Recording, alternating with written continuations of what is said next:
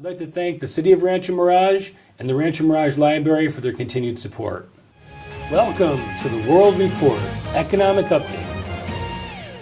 The Trump effect. If you can't tell me there's not a Trump effect going on, Canada is now preparing steel quotas and tariffs on Chinese dumping.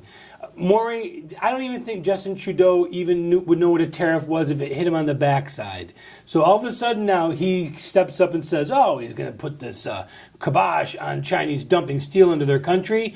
Tell me that's not Trump's effect right away. Absolutely, but this Justin Trudeau, his father was once the top liberal in Canada, highly liberal. Fortunately, for a while they pushed those kind of guys aside. Well, now this guy's in charge. He's really like Obama in Canada, but he is a lightweight. He isn't smart. He doesn't do anything. You know, first of all, let's put... He's never done anything in his life. That's right. Donald Trump is the most accomplished person ever to hold the office of presidency, possibly to ever lead any country in the world. I couldn't argue with that. You know, the people that really are going to vote for him, they just don't make a lot of noise about it. And the factory workers. You know, I know two heads of major unions, CIO, AFL, so on. They love Trump because they know if they lose their factory workers, they lose their memberships. You lose your membership, right. You lose your money, you lose your power. And their job is gone too. Right. You know, having lived 40 years of my life in Chicago, what is going on in that, when I see what's happened in that state of Illinois, it's pathetic. You know, well, and having lived the rest of your life here in California, it's almost just as bad, if not worse. Well, they used to have the University of Illinois, from which I graduated, was considered one of the finest universities in the country. I was lucky. I got a scholarship. Each county, 103 counties in Illinois, one person gets a scholarship, and it's done by testing. You know, so I was lucky to have the right answers to the test. And this was at the time when the veterans were coming back from the war, so you couldn't get into Illinois unless you were a veteran. I was lucky because I got this one. The point I'm getting at is that Illinois in those days was supporting the university. The state of Illinois was 2/3 of the cost of running the university was given to them by the state. Do you know what it is now? Practically nothing. They live strictly by people, beneficiaries, charitability, wanting to help, and so on.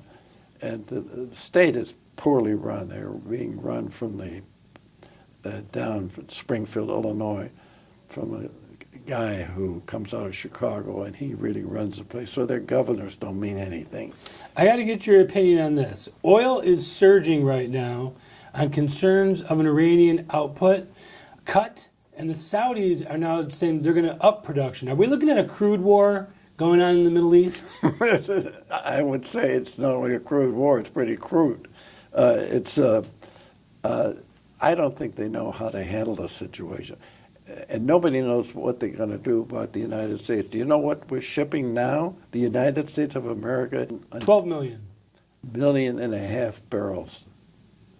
And if you put natural gas in there on top of it, you're talking 3 million barrels a day. This is becoming a big money maker for the United States of America. So, but what's going on between Iran and Saudi Arabia? Is there going to be a head-off here? Are we going to see even possible conflict over this? I mean, this is a religious conflict. They almost came to blows because you got the Sunnis and the Shias. And Saudi Arabia, you know what their population is? Less than 30 million. Iran has about 85 million. I would say if it weren't for the United States of America, Iran would go after Saudi Arabia. And they already have people in Yemen. Well, yeah, they have their proxy in Yemen, the Houthi exactly. rebels. That's right. Basically another Iranian proxy. The guy that made it happen was James Carter. Earl Carter. Jimmy Carter. And his security advisor begged Carter to let the Ayatollah Khomeini Is the big new Brzezinski? Yeah, exactly. Father of leftist TV host Mika Brzezinski. They put the plug under the Shah, who was weak, but at least he was friendly to the West. And they got this guy Khomeini in there. This was Carter's doing. Right. And his security advisor was the guy who threatened the French with something or other because he was put in house arrest in France because they didn't want to let the guy run loose where he was.